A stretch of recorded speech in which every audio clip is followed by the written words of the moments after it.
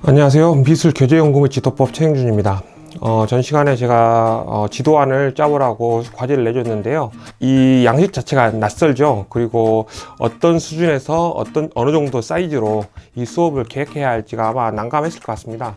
그래서 여러분들이 처음부터 잘 짤 거라고 생각하진 않았고요. 이런 시행착오를 해봐야 고려하면서 짜야 하는지 알 수 있기 때문에 예비적인 성격으로 한번 짜보라고 했던 거고요. 지금부터 각각의 지도안들을 보면서 어떤 부분을 수정해야 되는지 또 어떤 부분이 잘 됐는지를 하나씩 이야기해 보도록 하겠습니다. 제 눈에 조금 어색한 부분들을 지적할 거예요. 그런데 이렇게 하면 절대 안 된다 이런 게 아니고요. 이런 게 좀 더 낫다 이런 것들을 이야기하는 거니까요. 또 누구도 이걸 처음부터 잘 짤 수는 없습니다. 그러니까 너무 괴로워하지 마시고 또 제 조언이라고 생각하고 다음부터는 좀 주의하면서 짰으면 좋겠습니다. 먼저 첫 번째 지도안에서는 대단원은 감상이고요. 중단원은 미술의 변천, 3. 서양미술. 그래서 교과서에서 맨 뒷부분에 있는 감상 영역을 가지고 수업을 짰네요. 그리고 대상은 중학교 3학년이고요. 그리고 학습 주제는 고흐, 작품 속 요소들, 회화 특성을 통한 소통 이렇게 잡혀 있습니다. 그러니까 고흐의 작품을 통해서 뭔가 소통을 하려는 그런 학습 주제를 짜는 것 같고요. 차시로는 2시간씩 4주 동안 수업을 하는 걸로 짠 거죠. 그 중에 5, 6차시 그러니까 3주차에 수업을 하는 것 계획으로 짰습니다. 학습 형태는 감상, 표현, 모둠 활동. 그래서 감상인데 표현 활동이 곁들여진 표현 활동과 모둠 활동이 곁들여진 그런 학습 형태를 가지고 있는 것 같고요. 본시 학습 목표를 4가지로 진술하고 있습니다. 사실은 4개는 좀 많아요. 또 2시간 동안 중학생들에게 2시간 동안 하는 수업으로 4개는 많은데 아마 이제 제가 제시한 예시 때문에 그렇게 했던 것 같은데요. 2개나 3개 정도가 적당하다고 하겠습니다. 기본적으로는 2개죠. 기본적으로는 2개고 꼭 뭐가 좀 부족하다 그러면 3개까지 쓸 수 있습니다. 기본적으로는 2개를 적는다고 생각하시면 되고요. 학습 목표를 보면 이 수업이 뭔가 사이즈 조정하는데 좀 실패하고 있다 이런 생각이 듭니다.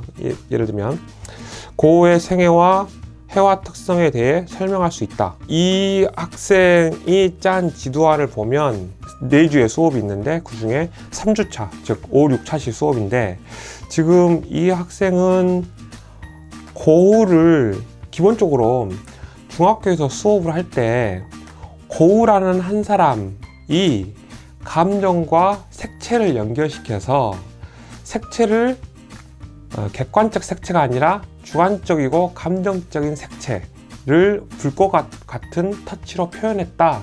이런 것들을 학생들이 내면화하고 또 실제로 그런 식으로 표현해보고 또 다른 학생들이 그런 식으로 표현한 것을 보고 얘가 어떤 감정 상태 때문에 무엇을 표현하기 위해서 이렇게 그렸겠구나 라는 것을 읽는 것, 이런 일련의 과정이 한 주에 끝낼 수 없는 내용이에요.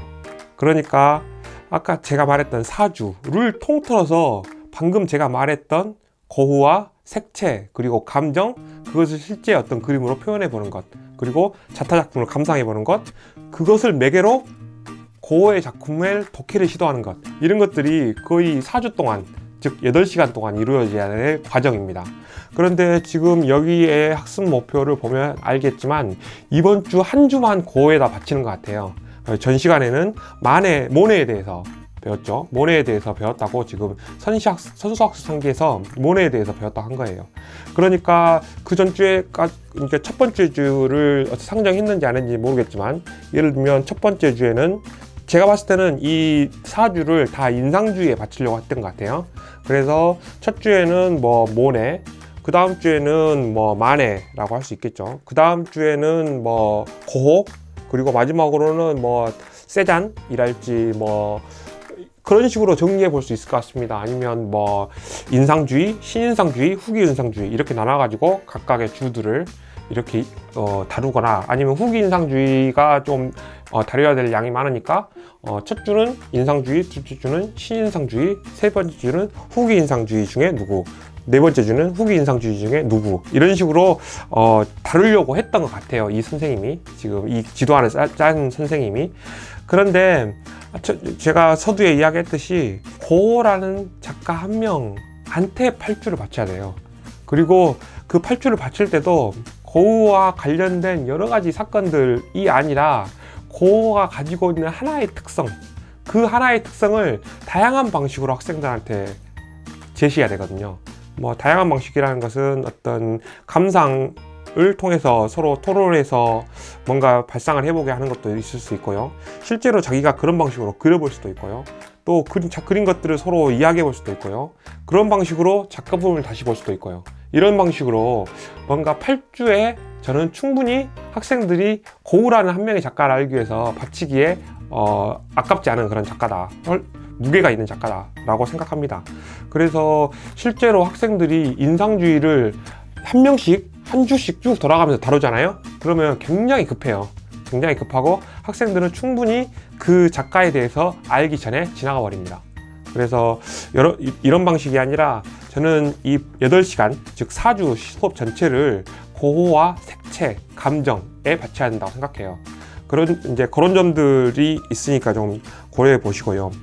그리고 두 번째 학습 목표는 고호에 짧게 끊어지는 듯한 붓터치 방식을 표현할 수 있고 체계화된 채색 표현에서 벗어나 자신만의 개성과 감정이 담긴 주관적인 색채 표현을 할 수 있다. 학습 목표로 쓰기에는 너무 길어요. 너무 길고 너무 구체적입니다. 저 같으면 이렇게 바꾸겠어요.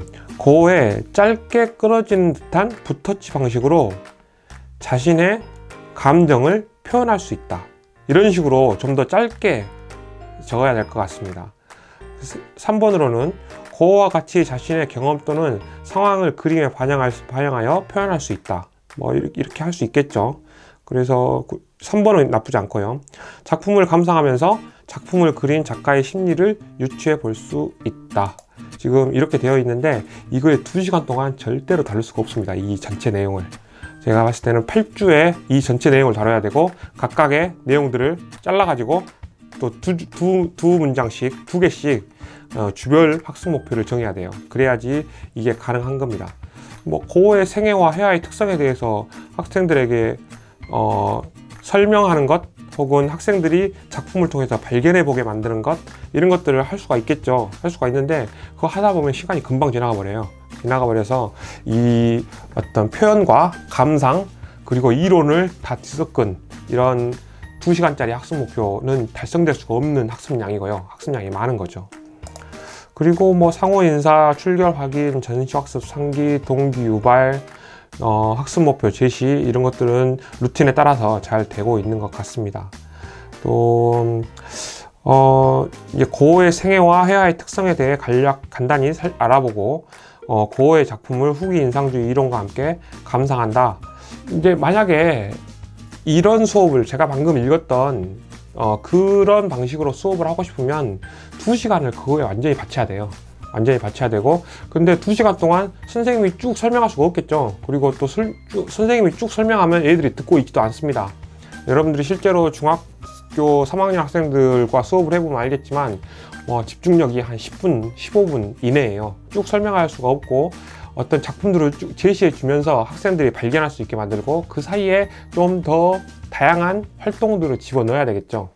활동들을 집어넣으면서 학생들이 스스로 고호의 작품의 특성에 대해서 한 2-3가지 정도를 말할 수 있다는 것을 목표로 잡고 쭉 수업을 진행해 보는 것도 좋을 것 같습니다.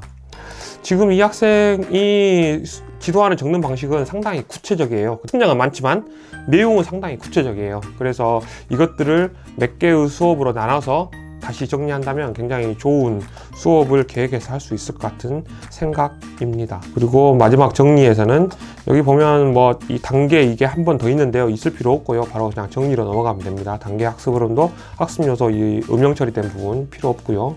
정리로 바로 넘어가서 학습 목표 달성 확인, 주변 정리, 차시 예고, 상호 인사입니다. 여러분들이 이제 중학교 수업을 계획할 때 수업 시간이 굉장히 짧다는 걸 알아야 돼요. 또 학생들이 재료를 준비하고 또 재료를 정리하고 하는 시간들을 고려하면 시간이 많지 않습니다. 그래서 학생들한테 충분한 시간을 줘야 하기 때문에 또 애들이 바로 하지도 않아요. 뭔가를 하라고 하면 바로 발상이 나서 하는 게 아니라 계속 머뭇거립니다. 머뭇거리면서 어떻게 해야 할지. 그래서 아이디어가 떠올라야 되거든요. 그런 것들을 이 수업에서 섬세하게 선생님이 고려하면서 시간을 충분히 줘야 한다. 그래서 학습량을 줄여야 된다.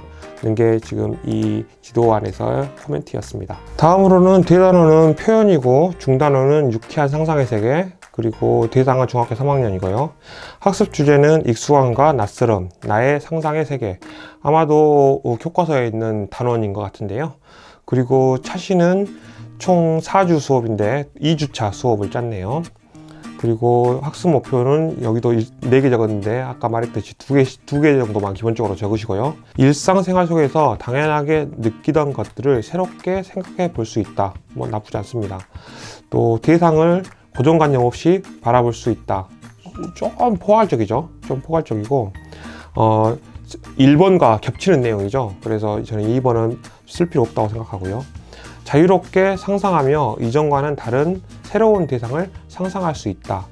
지금 4번까지 읽어보죠. 타인의 생각을 들어보고 자신과 다른 점을 찾아볼 수 있다. 지금 본시 학습 목표들이 다 생각해 볼 수 있다, 상상할 수 있다, 바라볼 수 있다, 찾아볼 수 있다예요. 그러니까 구체적인 도착점의 행동으로 적혀 있지 않은 거죠. 그리고 제가 봤을 때는 이제 학습 목표를 2개 적는다고 봤을 때 하나 정도는 이렇게 적을 수 있어요. 다른 점을 찾아볼 수 있다, 생각해 볼 수 있다, 이렇게 적을 수 있는데 다른 하나는 좀 더 명확한 학습 목표여야 한다고 생각합니다. 학습 형태는 감상, 표현, 토론이라고 되어 있는데 지금 여기까지 읽어봐서는 학습 목표가 너무 두리뭉실하기 때문에 뭐를 어떻게 해야 할지를 잘 모르겠어요. 그리고 지금 이게 2주차 수업이거든요. 근데 첫 주차에 뭔가 수업을 했단 말이에요. 그러니까 첫 주차에 학생들에게 뭘 했겠어요? 익숙함과 낯설음, 나의 상상의 세계, 주로 이제 상상과 관련된 표현의 세계를 지금 이 주제 8주차 수업으로 잡고 있는데 첫 주차에는 개관하고 발상을 시켰겠죠. 지금 2주차니까 그 발상한 것을 재료 갖고 와서 표현해보는 시간일 것 같은데, 제가 생각할 때는. 그런데 지금 학습 목표로 보면 여전히 첫 주차에 할 법한 학습 목표란 말이에요.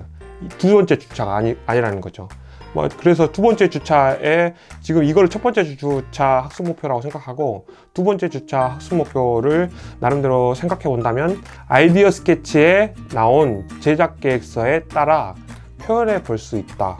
이런 식으로 하거나 이런 지금 2번째 주차의 표현을 지금 실제로 해보는, 지금은 첫 주차하고 거의 비슷한 것 같은 느낌이 듭니다. 지금까지 보기에는. 상호인사, 출결하기, 전시학습 3기.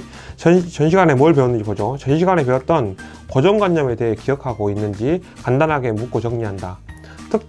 이게 지금 전시학습 3기예요. 그래서 전시학습에 고정관념에 대해서 배웠다고 되는데 고정관념에 대해서 2시간 동안 수업을 했단 말이 돼요.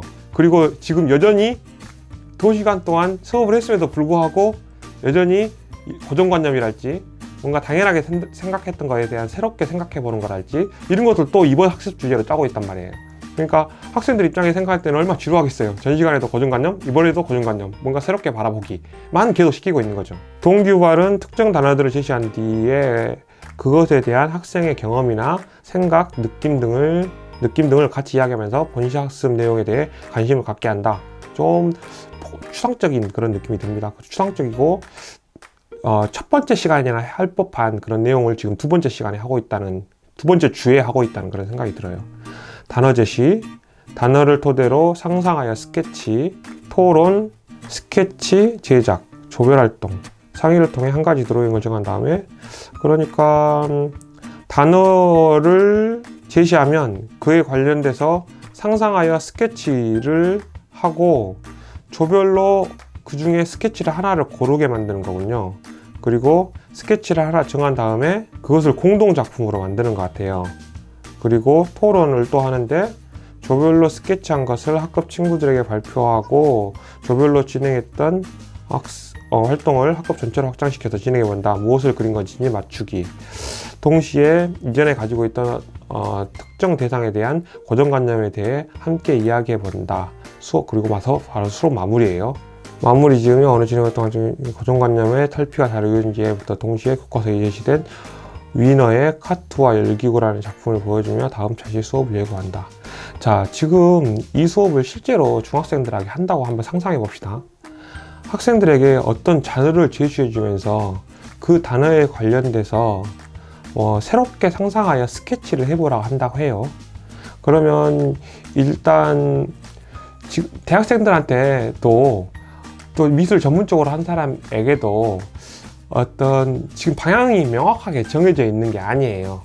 그러니까 뭐 착시를 이용하여 그렇게 하라고 한달지, 아니면 대페이지망을 이용해서 이질적인 물건을 하나로 합친달지, 아니면 뭐 동음 이유요, 또 서로 형상이 비슷한 것들을 서로 결합시켜 가지고 새롭게 상상을 하게 한달지, 아니면 어떤 것을 크게 확대하거나 아니면 전혀 다른 관점에서 대상을 찍어서 혹은 절단해서 새로 어떤 물건을 그려보게 한달지, 이런 명확한 그림에 대한 가이드라인이 없어요. 그냥 새롭게 보기예요. 그런데 새롭게 보기가 얼마나 어렵습니까? 어떤 가이드라인도 없이. 그래서 지도안은 좀 추상적이다. 그리고 첫 번째 주에 뭘 했는지 전혀 상정되어 있지 않고 그 다음 시간에는 뭘 할지도 상상되어 있지 않다는 겁니다. 4주 8시간의 수업으로는 굉장히 추상적인 그런 것이라고 할 수 있겠습니다. 다음으로는 전통 미술의 맥을 이어서 대단원이고요. 표현 영역인 거죠.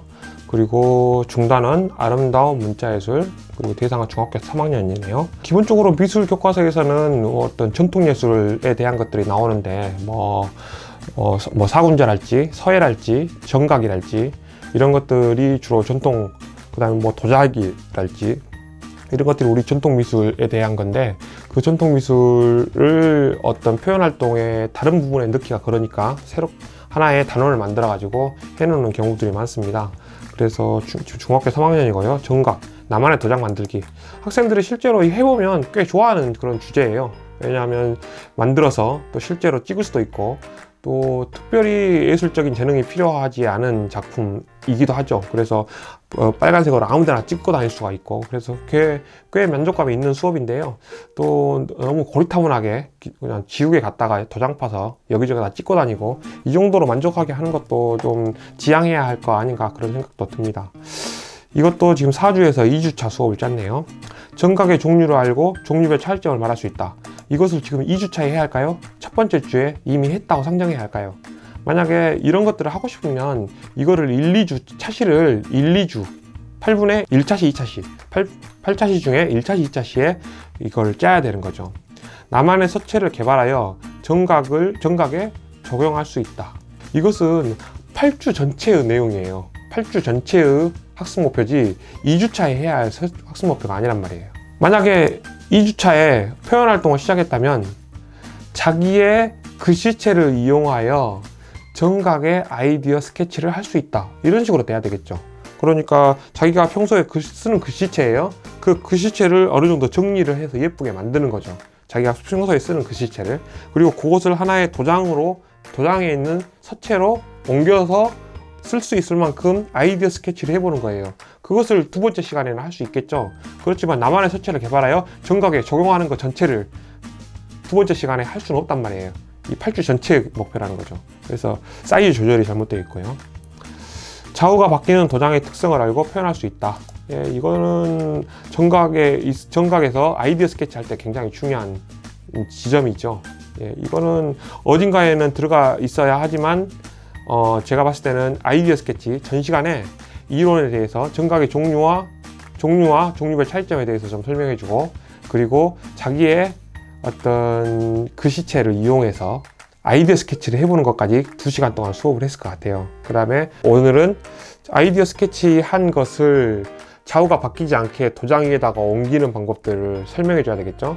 그리고 잘 옮겨서 그걸 파는 준비 작업 혹은 실제로 파보는 것까지 오늘 해볼 수 있을 것 같고, 그리고 이제 어떻게 하면 정각이라는 고무도장을 파는 비교적 학생들한테 좀 선호도가 있는 것을 그냥 마냥 도장을 파고 만 것이 아니라 뭔가 거기다 의미를 부여해 볼 수 있을까, 이런 것들이 이제 미술 선생님에게는 고민의 지점이라고 생각합니다. 지금 이제 내용을 읽어보면 상호인사 출결학인 정치학습 상기에서 전 시간에 배웠던 서예 정각 칼리그래피에 대해서 간단하게 묻고 정리한다 라고 되어 있는데, 지금 그러니까 이 학생은 4주 동안 정각만 할 게 아니라 첫 주에는 서예 정각 칼리그래피의 종류에 대해서 배웠고, 2주차에는 정각의 종류와 차이점에 대해서 배우고, 3주차에는 뭘 할지 모르겠어요. 이렇게 좀 앞뒤가 고려 안 된 그런 수업을 짜고 있는 거죠. 완성된 정각 작품이나 정각을 응용한 사진을 보여주면서 본시 학습 내용에 대해 관심을 갖게 한다. 선생님이 생각할 때 도장에 정각을 파는 것, 이것은 2시간 안에 끝낼 수 있을 것 같아. 그렇게 판단을 하고, 첫 주에는 칼리그래피에 대해서, 그래가지고 도장이 아니라 자기 서체를 이용해서 뭔가 글씨를 써보는 것으로 하고, 두 번째는 자기가 칼리그래피를 통해서 뭔가 좀 더 조형적으로 성숙시킨 자기의 글씨를 도장으로 옮겨보는 걸로 하고, 세 번째 시간에는 이 도장을 다양한 방식으로 찍어가지고 종이 위에다가 예를 들면 도장을 원형으로 찍을 수도 있고 꽉 메워서 채울 수도 있고, 아니면 도장과 도장이 서로 겹치면서 그림이 되게 만들 수도 있고, 뭐 이렇게 다양하게 찍을 수 있겠잖아요. 아니면 도장을 찍어가지고 작은 도장을 찍어가지고 자기의 초상화 같은 것들을 그려볼 수도 있고, 뭐 그런 식으로 첫 주에는 칼리그래피, 두 번째는 칼리그래피를 이용해서 정각하고, 그 정각을 찍어가지고 뭔가 형태를 만들고, 마지막으로는 자기 찍은 것들을 가지고 서로 자타작품을 감상해보는 것, 마무리하고 감상해보는 것, 이렇게 짤 수도 있습니다. 이렇게 짤 수 없다는 건 아니에요. 그렇지만 전 시간에, 이번 시간에, 다음 시간에, 그리고 그 다음 시간에 뭘 할 건지에 대한 명확한 계획은 있어야 된다는 거죠. 그리고 이것도 막 뒤섞이면 안 돼요. 그 다음에 정각의 종류 알아보기, 이것이 전형적으로, 자, 미술 선생님은 미술 시간에 그 언저리에 관련돼서 가장 기본적인 내용들을 가르치는 사람이 아니에요. 가르칠 수는 있죠. 그런데 학습 목표가 명확해야 되고, 그 학습 목표를 달성하기 위한 것들을 가르쳐야 돼요. 그런데 학생들이 중간고사, 기말고사 문제를 풀지 않는다면 성명인, 사구인, 아오인, 물론 이것도 알아놓으면 좋죠. 알아놓으면 좋은데, 자, 만약에 성명인, 사구인, 아오인, 그리고 정각의 종류 혹은 정각에 쓰는 글씨체들을 우리가 학생들에게 충분히 알게 설명했다면, 그 이유는 뭐냐 하면 우리가 성명인이나 사구인이나 아오인을 실제로 파보는 과정이 그 다음에 있어야 돼요. 그 다음에는 딴 거 할 거면서 이것을 그냥 가르치면 안 된다는 거죠. 이것을 가르쳤다 그러면 그것을 이용해서 딛고 뭔가를 해야 되는 거예요. 뒤에 뭔가를 안 할 거면서 이걸 가르칠 이유는 없는 거죠. 저는 그렇게 생각합니다. 그래서 어떤 학습 목표를 달성하기 위해서, 이 제한된 시간을 바쳐야 되는데, 그 제한된 시간을 바칠 때 자기가 이 언저리에서 알고 있는 것들을 학생들한테 설명하는 것으로 시간을 때워서는 안 된다고 생각합니다. 재료에 따른 서체 차이 느끼기. 이 재료에 따른 서체 차이라는 말이 무슨 말인지, 그러니까 도장인지 붓인지 이런 말인지, 아니면 나무인지 고무인지 돌인지 이런 말인지 지금으로서는 잘 알아먹기가 힘든데요. 이것은 이제 내용을 읽어보면 전형적으로 교과서에 나와 있는 제시된 내용들을 그냥 학습 지도안에다 쭉 적어놓고 있는 거예요. 쭉 적어놓고 있는 건데, 학습 지도안은 이렇게 짜는 게 아니다. 그 수업 시간에 이루어질 활동에 대해서 적는 거지 교과서에 있는 내용을 충실히 전달하는 게 아니에요. 아니기 때문에 이렇게 적는 게 아니라, 자, 교과서에 있는 내용을 다 가르치는 게 아니라 그 중에 가장 가치 있다고 생각하는 것들을 교사가 고르고 그것을 자기 나름대로 재구성해야죠. 재구성해서 학생들이 가치 있는 조형 활동을 해보는 것에 받쳐져야 한다고 생각합니다.